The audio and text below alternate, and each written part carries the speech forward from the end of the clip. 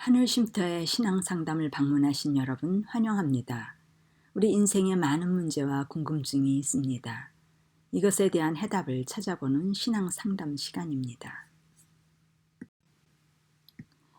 19번째 질문입니다. 청함을 받은 자는 많되 택함을 입은 자는 적으니라는 말씀은 무슨 뜻인가요? 이 말씀은 마태복음 22장 14절의 혼인잔치 비유에 나오는 말씀입니다.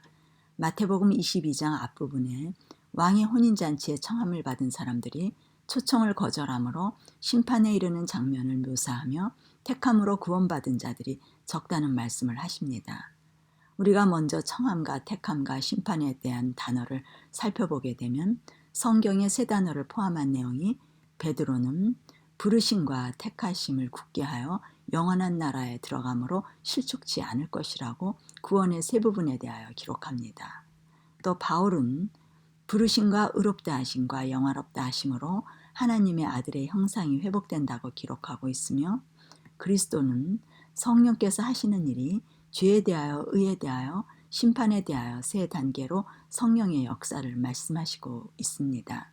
이러한 말씀에 근거하여 우리는 청함과 택함과 심판을 쉽게 이해할 수 있습니다. 청함과 택함과 심판을 정리해 보면 그리스도께서는 혼인잔치에서 청함과 택함과 예복을 입지 않으므로 심판이 있음을 말씀하십니다.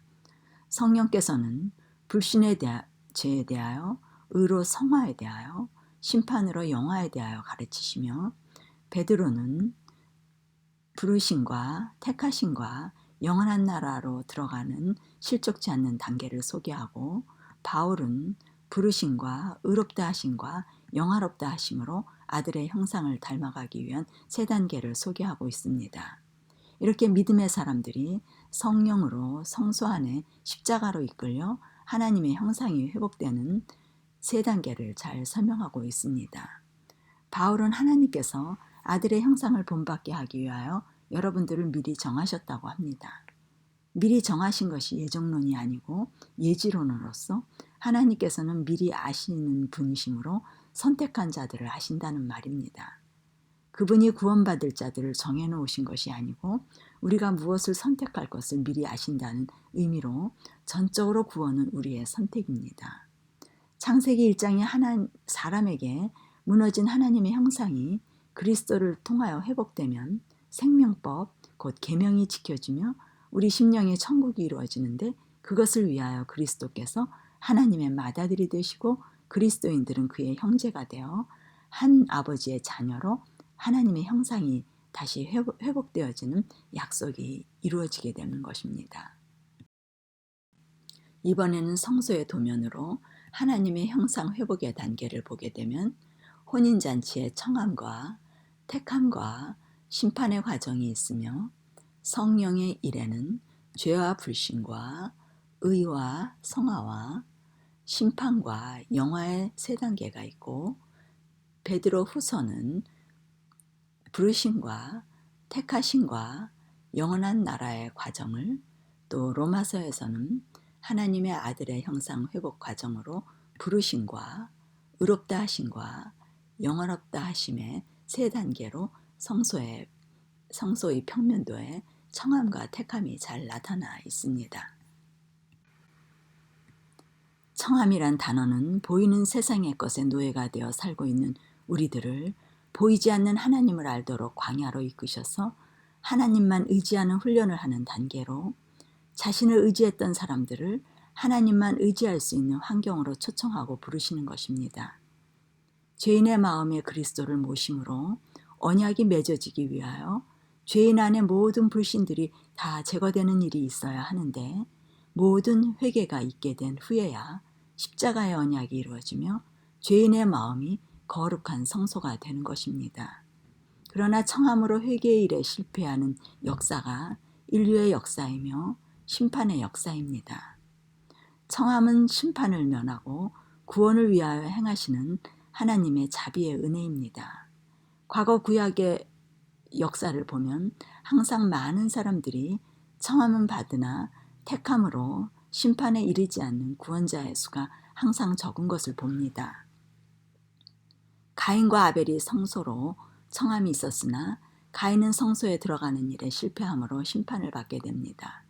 노아의 때 충분한 기간 동안에 청함이 있었지만 택함은 가족 8명이었습니다. 홍수 무지개의 언약으로 청함의 기별이 있었지만 바벨탑의 실패로 심판이 있었으며 소돔성의 멸망에 단지 롯의 가족만의 구원이 있었고 애굽의 바로에게 청함이 있었으나 실패함으로 심판이 있었습니다. 이스라엘 민족이 광야로 장정만 60만 명이 청함을 받았지만 심판에 이르지 않은 2명만 가나안에 들어갈 수 있었습니다. 그리스도 당시에도 침례 요한과 그리스도께서 회개하라 천국이 가까웠다고 청함의 기별이 있었으나 소수의 제자들만 청함에 응하게 되었습니다. 성소는 노아의 방주와 같은 역할을 합니다. 심판을 면하는 유일한 길은 성소 안으로 들어가 십자가의 경험으로 그리스도 안에 거하여 보호함을 받는 일입니다. 우리의 심령이 성소가 되어 하나님의 법, 곧 하나님의 계명이 있으므로 하나님의 나라와 의가 이루어져 천국의 평화와 즐거움이 항상 영속적으로 우리 마음에 지속되는 것을 말합니다. 하나님께서 자비의 초청인 청함으로 우리를 부르시지만 대부분의 세상 사람과 신앙인이 이 부분에 실패하게 되어 하나님과 언약 안으로 들어가지 못합니다. 지금까지 자신이 쌓아온 재물과 업적과 지식 등 이루어놓은 자아의 성을 허무는 것은 쉽지 않습니다.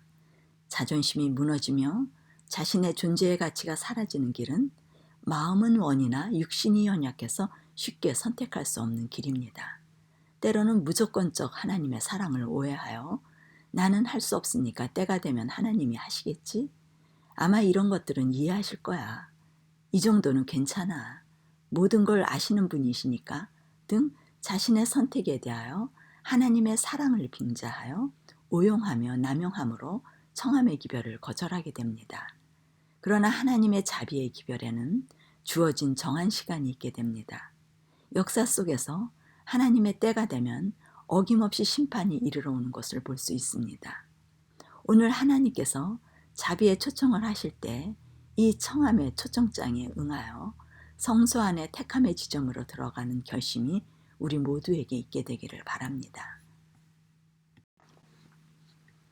하늘 쉼터의 신앙상담이었습니다.